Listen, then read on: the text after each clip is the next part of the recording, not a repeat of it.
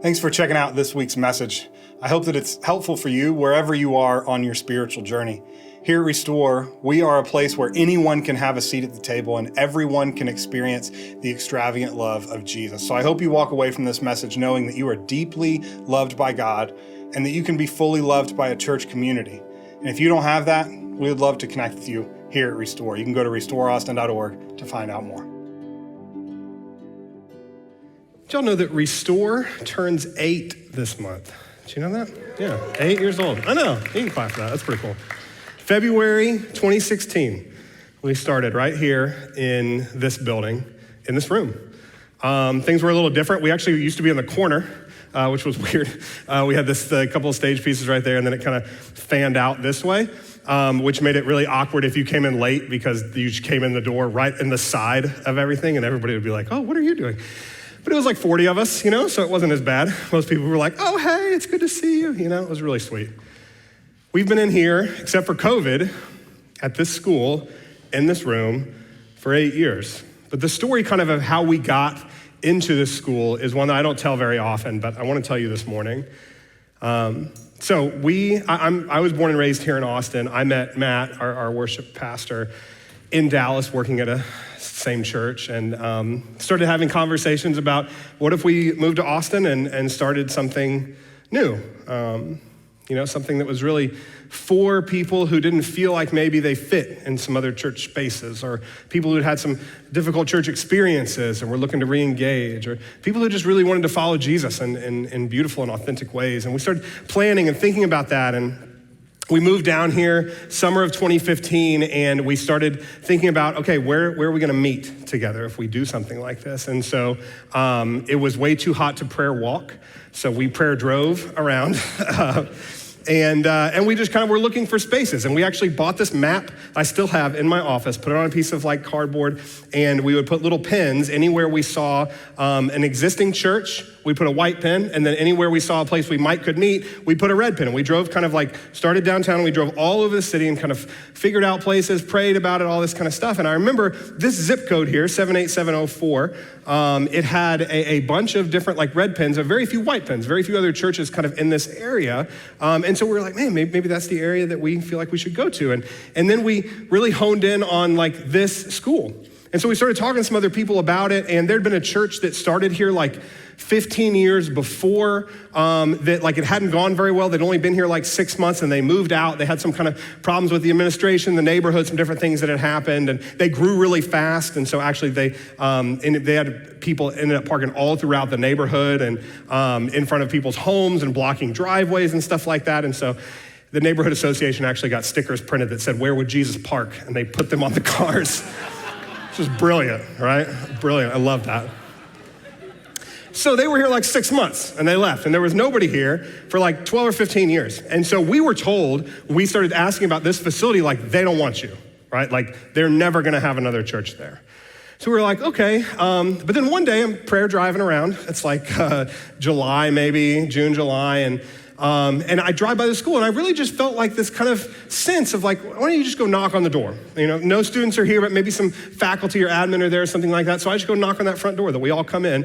And there was this older gentleman named Mr. Franklin. Mr. Franklin was the lead of the janitorial staff at the time. And he opened the door, and we greet each other, we start talking, and he's like, why are you here? And I tell him, I'm a pastor, we're trying to start this church, and we'd love to use this facility. And he said, no way, I'm a pastor too. And I was like, get out of here, man, you're a pastor? And he's like, yeah, I do this during the week, but then I drive to Waco every Sunday, and I've been preaching and leading a church there in Waco for the last 25 years. And so we just have this incredible bond that we start talking about it, and he's like, listen, I would love for y'all to be here. I don't make those final decisions, but go out to the admin building, knock on the door, and see if the principal's there. So walk out there, knock on the door. Sure enough, she's there. Her name is Lisa Bush, and she's now in the administrative office. Incredible person. Opens the door, and didn't have a great first impression, though. She opened the door, and she was like, what are you doing here? And I was like, oh, I'm sorry. We're a church, and I'm thinking about meeting here. And she was like, we're not really interested. And I was like, okay. Pretty caught off guard. I didn't really know what to do. And so I said, okay, well, listen, we want to be a church that has this core value of partnerships. right? Where we partner with people all over, including like schools like yours, where we can like serve and help and all this kind of stuff. And so I have this group of like 20 people that we're meeting with together every week, and we're like talking about becoming a church and what that means. And we really like want something tangible to do. So do you have something that we could do for the school? And she's like, not really. And I was like, ma'am, please. We will literally do anything. Like, just give me something. And she was like, okay, all right. Well, we have a lot of kids here who, are lower socioeconomic and on free and reduced lunch and things like that. And so we ask that they dress up for like game days and big event days and drama, when they have a drama performance and all this kind of stuff. And so a lot of the kids don't have or can't afford kind of nicer clothes, like, button-down shirts and pants for the boys or dresses for the girls, things like that. And so we really need some like nicer clothes in these sizes. And so if you can do that, get us a bunch of like nice clothes for the kids to wear, bring them back, and that would be helpful. And I was like, on it. So we go back, the group of 20 people, I'm like, hey, this is the idea. We want to do this. So we started pooling all of our clothes that we had. We went to every dry cleaner in the zip code because if something's left at a dry cleaner, you may have learned this the hard way, like more than 6 months, they like own it. And so we were like, hey, do you have anything that's been left here too long that we can like have? You can donate it to us. We can donate it to the school. One dry cleaner was like, hey, anything you get, we'll dry clean for free. Like press it, steam it, the whole thing. And so in about a week, we gathered it was like 200 pieces of clothing. It was like shirts and ties and pants and dresses and all this kind of stuff, all pressed in the little bags. And I went, Principal Bush, she opened the door and I just like have all these bags of clothes, and she was like, oh my gosh, this is amazing. I was like, give me something else to do. She's like, well, we need school supplies. And I was like, all right, school supplies, let's do it. There was another church in town that was kind of helping us get started. And they were like, I said, how many school supplies do you need? She was like, we need 100 backpacks filled with school supplies. I was like, okay, that's 20 of us. So the math there, I don't know. We can try to get 5 apiece. But I go to this other church and they'd been asking like, how can we continue to support you guys? And I was like, listen, the school that we want to meet at, they asked us to do this drive. And I don't know if we have the capacity to get 100 backpacks filled with school supplies. Like, we just don't have the money for that or the capacity to do that. And he's like, we'll do it. We'll do it. And then we'll give it to you and you can act like you did it. You can take all the credit for it. And it was like such an incredibly kind and humble thing to do. And so the next week they did a drive. And then the next week after that, 100 backpacks filled with every piece of school supplies that a kid at this middle school needed. So back on Miss Principal Bush's office 2 weeks later, hey, could we, here's all the backpacks. I have like truckload of them. Can I bring them in? She was really blown away. And so about a week later, she emails me and she says, hey, why don't we schedule a meeting and let's talk about maybe you using the facility. And I was like, oh my gosh, so excited, right? But I'm nervous. So I'm like getting a whole PowerPoint presentation thing together, like a whole notebook of like the breakdown. Here's all the things we want to do. Here's like the amount of money that you would get as the school, the district would get because they split the rent money. So we were like talking through all that. I'm all ready. Matt and I go for this presentation. And we sit down, Principal Bush is there with one of her assistant principals, and I was so ready to like pitch them all the reasons that they should partner with us. And she interrupted me as I started the presentation and said, no, we want to pitch you about meeting here. We want to do anything that we can to make sure you guys can use this facility. So what do you need? Chairs, lights in the ceiling, storage space, whatever it takes. We want you to be here. And I remember just being so blown away by that. And I tell you that story because this idea of like partnerships and coming together with the community has been infused into Restore's DNA from the very beginning, from day one. We're still in deep relationship with this school, still do school supply drives every year. Now we get to do them ourselves. We don't even have to pretend like we did them and another church did them. We get to do them ourselves now. And over the last few weeks, we've been talking about like what the church is supposed to be. What does it mean to be the church? We talked about the first church, right? How the first church was known for being radically inclusive and a sacrificially loving community of people. And that wasn't just their goal internally, it was also their reputation externally. If you were here last Sunday, you remember I read this quote from the year 125 AD. This Greek philosopher named Aristides was attempting to explain Christianity to the Roman Emperor Hadrian, and here's how he described this early church. They love one another. They never fail to help widows. They save orphans from those who would hurt them. If they have something, they give freely to the one who has nothing. If they see an immigrant, they take him into their homes and rejoice over him as a brother. Now, I would venture to say, most of you would agree, that's not how most folks outside of the modern church in America would describe it, right? If they were attempting to explain what is Christianity in America, it probably would not sound a lot like this. So my question for us is, how do we change that? How do we put radical inclusion and sacrificial love into practice outside the walls of the church? Not just talk about it in here, but actually make it a reality. How do we begin to change this narrative? And here at Restore, we have a specific strategy for that. Partnerships. This thing that's been one of our core values from the very beginning. If you go to our website, you'll see it right there on the Who We Are page. It says Restore mobilizes volunteers and funding to work with organizations who are already doing an amazing job helping people in need in our community and around the world. Now, obviously, nonprofit organizations haven't always been around since the days of the early church, but partnering together to support people in need is something Christians have done since the first century. Putting our faith into practice has been a core value of Christ followers since the very beginning. But far too often, 21st century Christian responses to significant societal problems are thoughts and prayers. I think that's probably more of our reputation today. But that isn't what the early church believed or practiced. James, the brother of Jesus, put it like this in his New Testament book: "What good is it, my brothers and sisters, if someone claims to have faith but has no deeds? Can such faith save them? Suppose a brother or sister is without clothes and daily food. If one of you says to them, 'Go in peace, keep warm and well fed,' but does nothing about their physical needs, what good is it? In the same way, faith by itself, if it is not accompanied by action, is dead." When we provide only lip service to helping people in need, no one actually gets help. And everyone else assumes that we're just hypocrites.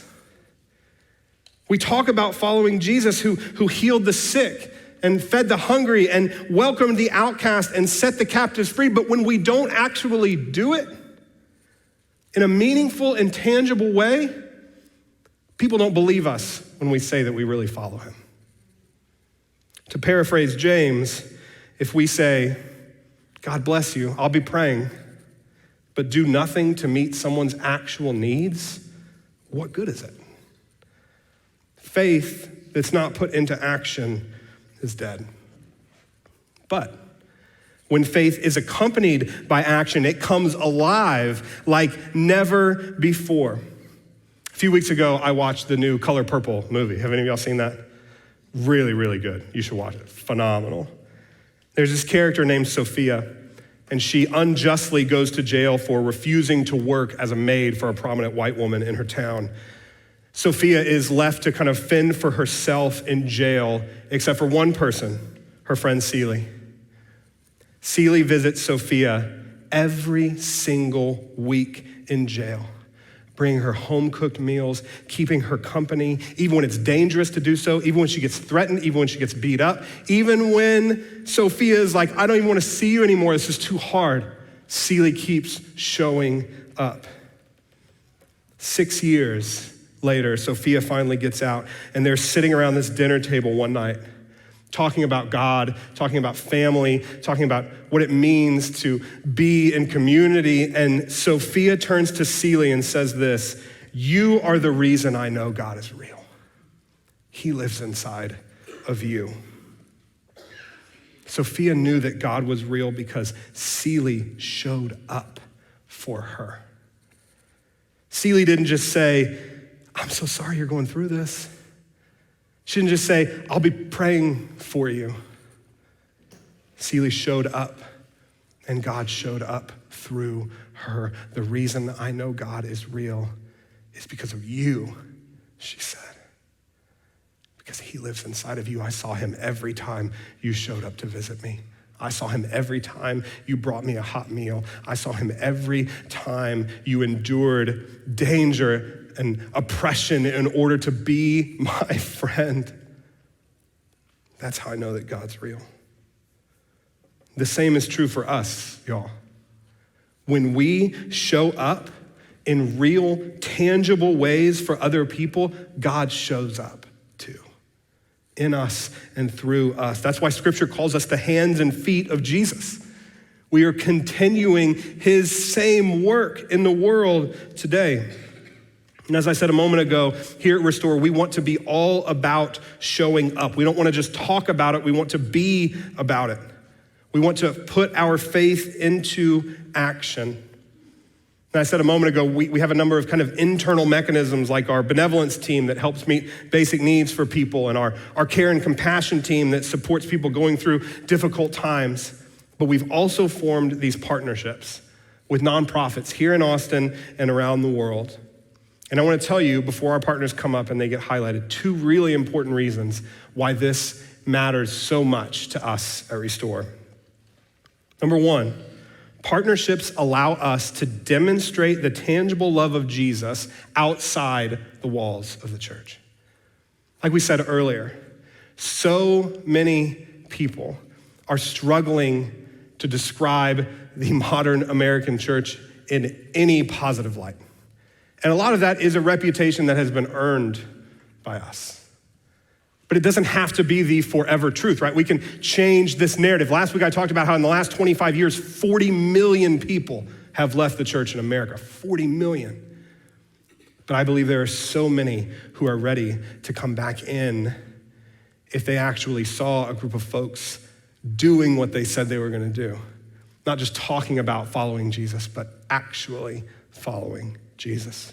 So that's reason number one. Reason number two, partnerships allow us to more effectively meet tangible needs through the resources and expertise of our partners. The partners that you are going to hear from today, and all of the partners that are listed on our website, they are experts in what they do, right? They are so good at meeting the needs that they have been called to meet. You know what? We could start like a foster care community, like Austin Angels has, right? We could do something like that internally, but we wouldn't be very good at it. We wouldn't know what we are doing. We wouldn't have the resources and the expertise and the time and all of that stuff, right? We could start a ministry to people experiencing homelessness, but would we really know what we're doing? Would we end up causing more harm than good? Maybe, right? But instead, this idea of partnerships allows us to do what we do best, which is show up and let God show up in and through us and be the hands and feet of Jesus to folks who need support and help. We can do that part. We can mobilize volunteers and funding to these organizations that are already doing incredible work in our community. Those are the two big reasons that we love partnerships. And all of this is why, since before we even officially launched Restore 8 years ago this month, we have been doing that, mobilizing people and volunteers and even funding to our community partners. So I'm so excited that you're gonna hear for the rest of our time together this morning from our 7 community partners. I'm gonna pray, and as I do, our executive pastor Lindsay is gonna come up, and our 7 community partners that we're highlighting are gonna come up as well, and you're gonna get to hear from them. Let's pray. Lord God, thank you for the directness of your words through James, the way that you remind us through the brother of Jesus that just talking about it isn't enough, that following Jesus means that we are people of action, putting tangible practices into place to help support people in need. God, we are so grateful that we get to be a part of a community that does that. I pray that we would continue leaning into it, and that even today, as we hear from these amazing partners and hopefully sign up to connect with them and serve alongside them, that you would show up through us.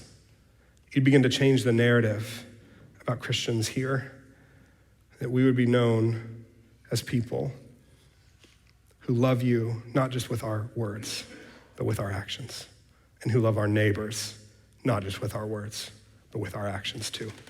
And I pray all of this in Jesus' name, amen. All right, y'all give them a hand as they come up. You're good.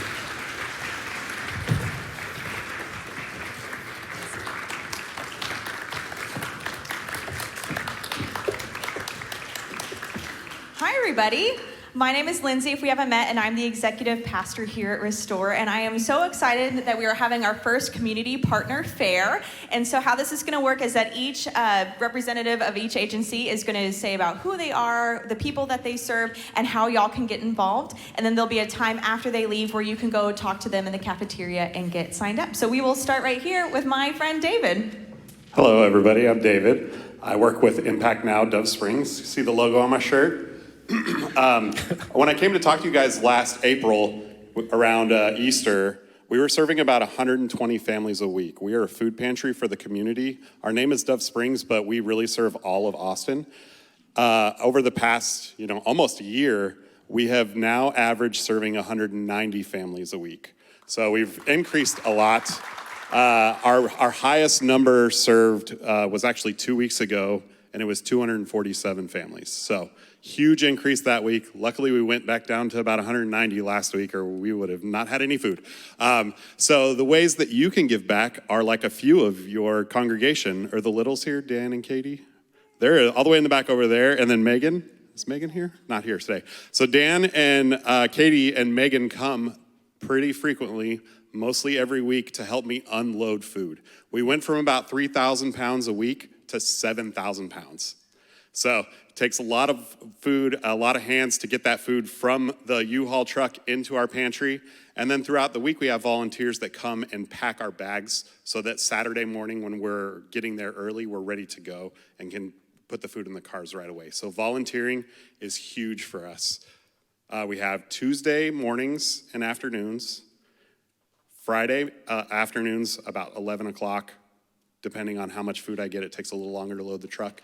And then Saturday mornings, we get there at 8 a.m. and we usually leave around 10:30. Saturdays are great for families. If you have kids, I bring my 4 and 2-year-old with me sometimes. So you can bring your whole family to volunteer with us as long as you're supervising your kids. We get boxes of fresh food ready to go. And then we have this line of cars that come. And like I said, it's like 200. So this line of cars is huge. Our parking lot is packed, and we get those cars in and out usually around an hour, hour and a half. So we could really use that. We can also use money donations like everybody else. Money buys food, money rents our truck, money pays for staff. But volunteering is where we could use the most help. So thank you. Awesome. Thank you, David. Hi, everyone. My name is Catherine Santulli, and I'm the Hospitality and Engagement Manager for the Other Ones Foundation. My husband and I have actually been coming to Restore for about 2 years now, so I'm really honored to be able to kind of share the work that I do and so many other people with me do to serve Austin's unhoused population. We believe that everybody deserves access to 3 things: shelter, opportunity, and support. We are in the midst of building a 200 individualized shelter complex that is transitional housing down in South Austin. So we believe in the rapid rehousing method. I don't know if any of you are familiar with that, but it basically means that the sooner somebody can be in safe shelter, the less likely they are to return to being unhoused. So that's how we kind of meet that need. Opportunity. Our flagship program is our Workforce First program, which allows people who are part of the Other Ones Foundation to have access to low barrier work opportunities.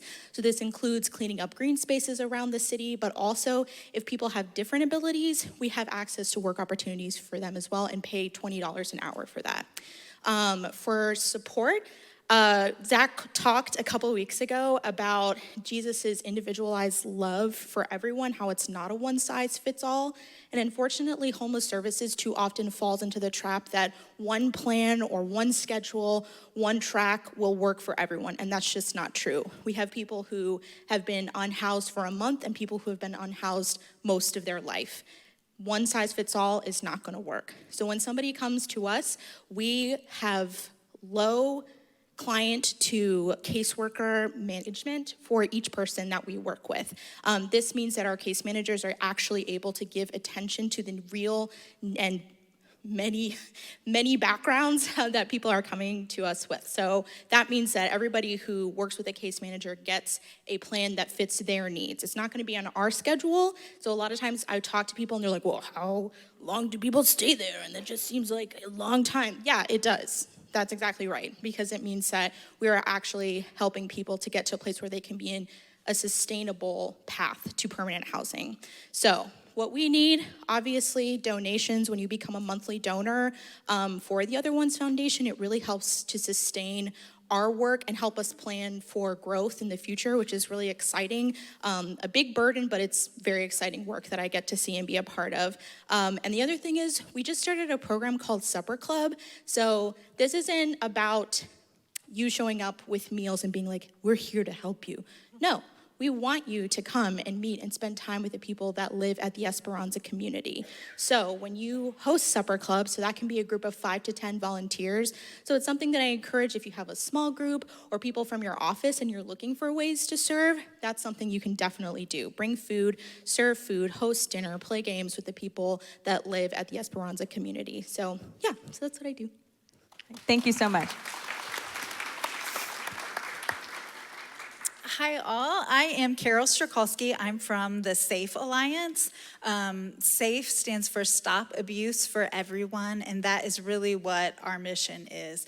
We have services across the violence continuum.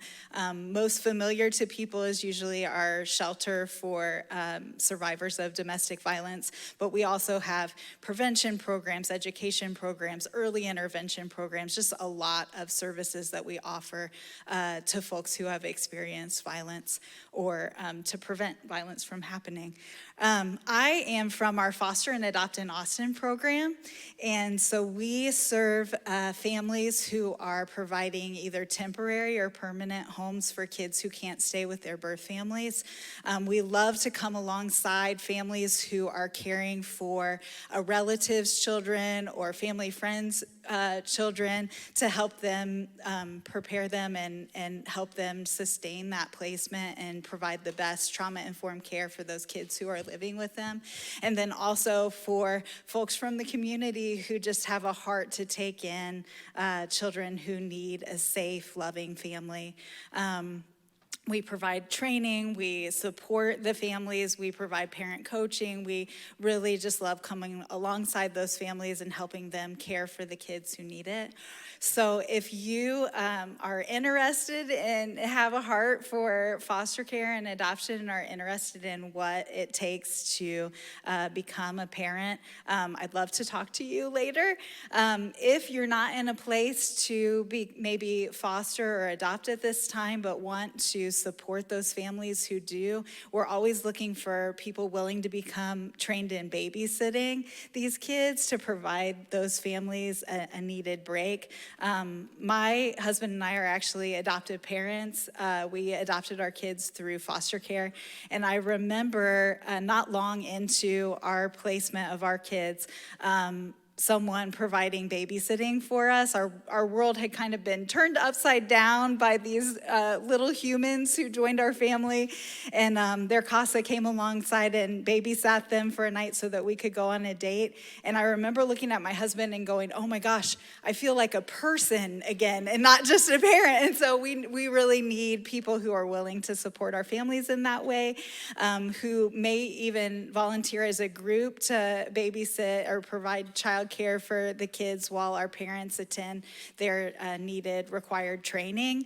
And then also our warehouse is always accepting donations that provide needed items for everybody within our organization. All the programs benefit from that. So thank you for having us today and Thank you, taking Carol. time for this.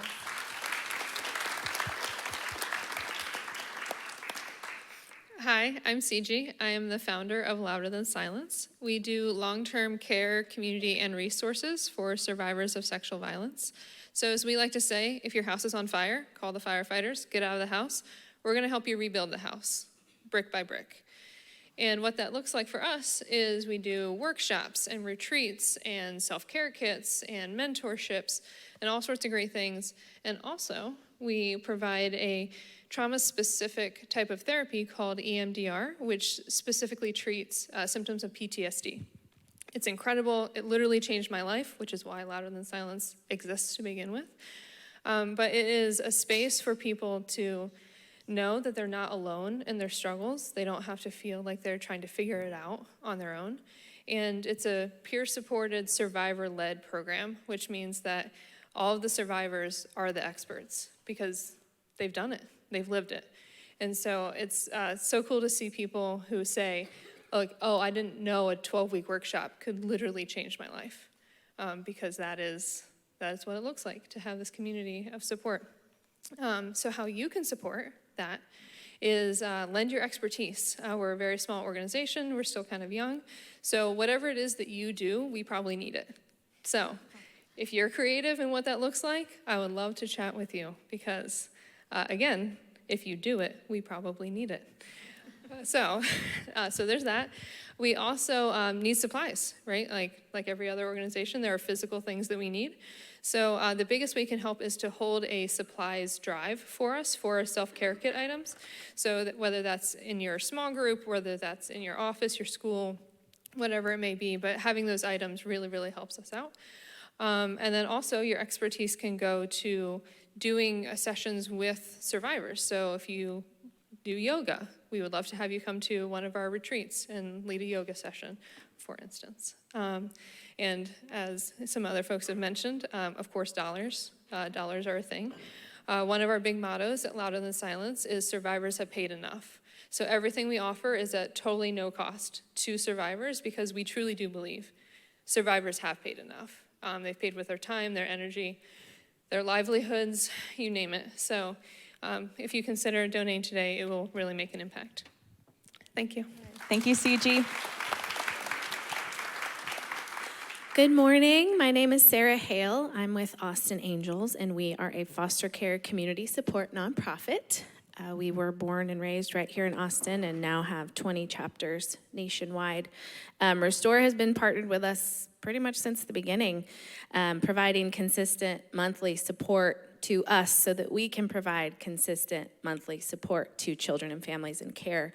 And we believe that no child should ever age out of the foster care system without at least one healthy, loving adult who knows the color of their eyes and the passions of their heart.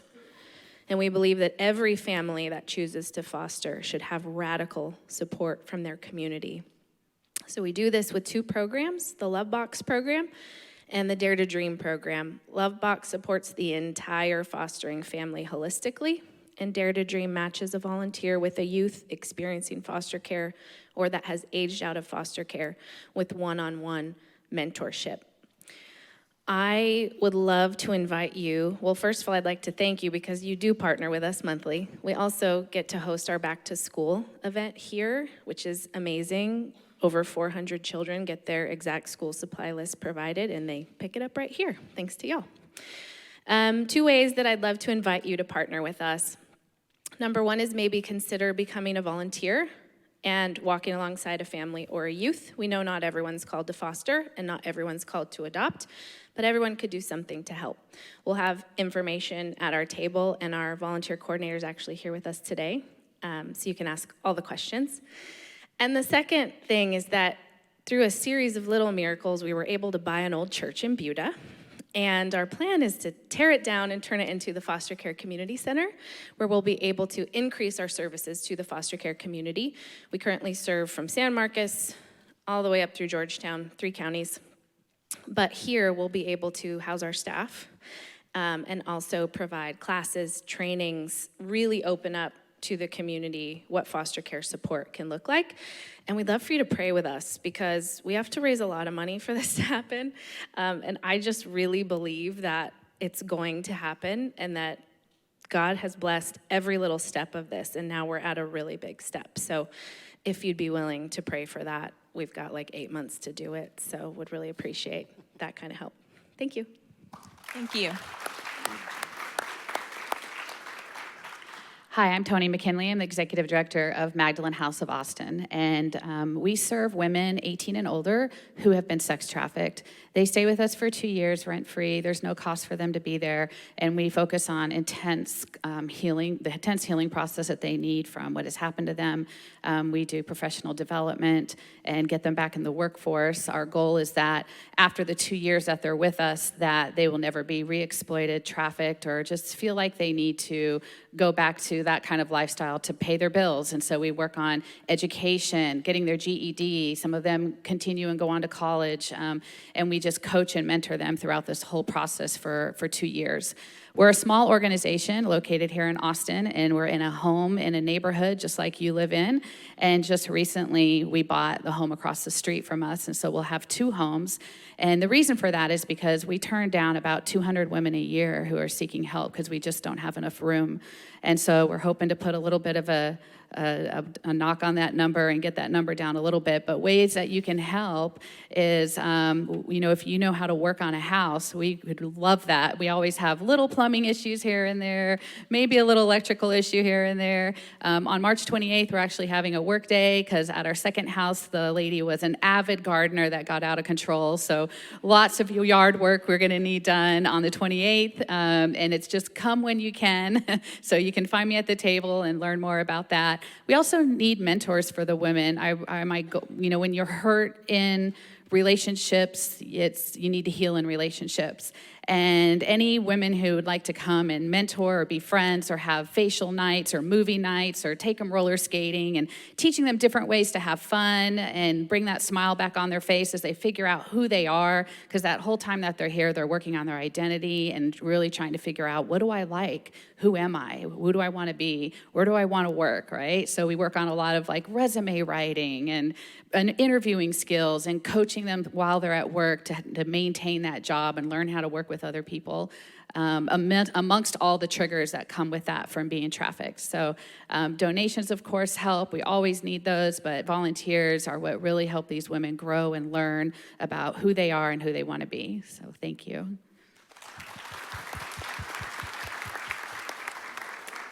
And if you wanted to volunteer for Magdalene House, we have opportunities for you to visit Simple Sparrow with these survivors.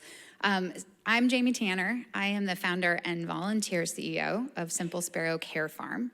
And if you're an American, you probably never heard of a care farm.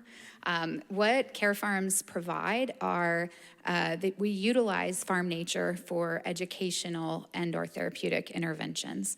And so think of Simple Sparrow as a family resource center, but on a farm. We are trauma informed. We focus on how we can help regulate people, their brain, mind, and body through farm nature.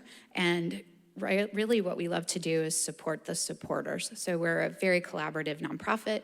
A lot of these people up here have actually partnered with Simple Sparrow in various ways, including Restore, Louder Than Silence, Magdalene House, I think Austin Angels. There's a lot of overlap with our care.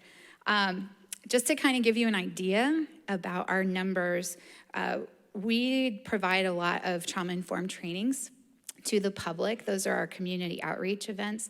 We served over 3,689 people in 2023 through those. Then we also have small group opportunities. That's where people come to the farm for group therapy.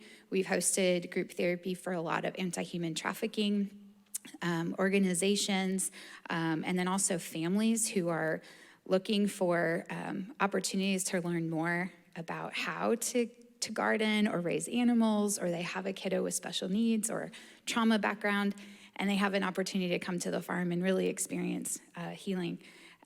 With the small group programs, we served 1,925 individuals last year. And then we also provide trauma-informed therapy services. We partner with therapists, LPCs who specialize in EMDR, a lot of different folks. We have occupational therapy, recreational therapists. We have 13 therapists right now that are meeting their clients at the farm, and they provided over 1,216 sessions in 2023. So where our needs are is how to sustain this growth and do it well. So of course, giving financially like everybody, so we can pay staff, feed the animals, donating supplies. We have a list on our website for animal feed supplies, picking up bags of feed, hay, chicken feed, all those kinds of things. That's listed on our website. And then also coming up, we have our annual Chickapalooza event, and that's the shirt I'm wearing. Chickapalooza is a huge community event. It's when the farm is open to the public, so we can continue to provide education and accessibility. It's an opportunity for the public to come learn more about care farming as a modality, meet the therapists. We would love all of you guys also to come and have a table and talk more about how you serve the community. So we need volunteers for that. It's the third Saturday in March, and there's resources and information at our table. So thanks, y'all. Awesome. Thank you so much. All right, y'all can go out to the cafeteria. And I'll take that. That's fine. All right, I'm going to give them a minute to walk out to the cafeteria and fill a couple of minutes before y'all just rush out to go talk to them at their tables. I just want to say, I know that all of us are so busy, and I think that's just a constant refrain of, oh gosh, I'm so busy, I don't know what I can give, or things are tight. And I really encourage you to think about what are areas that you feel like you do have room to give, whether that is your time or items you have in your home, or I'm going to the grocery store, I can pick up a couple extra cans of this, that, or the other through the food pantry. I know that so many of you do volunteer with these partnerships. I think many of you know that I used to work for SAFE before I came to Restore, and working at SAFE is how I found Restore through the community partnerships, and it's been so life-changing for me, and it has been so encouraging to me when I am now on this side and I get to go volunteer my time, hang up clothing in the warehouse. If you're an instant gratification person, there's a pile of clothing, you put it on the hangers, and look what you did, and it's so done, and it's so helpful. So I really do encourage you to think about what are ways that you can give. And if you are part of our online community and you are not in the city of Austin, you can either give online to any of these organizations, or I do encourage you to find a local organization in your city that you want to support and volunteer. So yes, they are in the cafeteria. If you have kids in kids ministry, you do have time if you want to go talk to them before grabbing your kids. And I can't wait to hear about all the great things that y'all do in our greater community. Y'all are dismissed.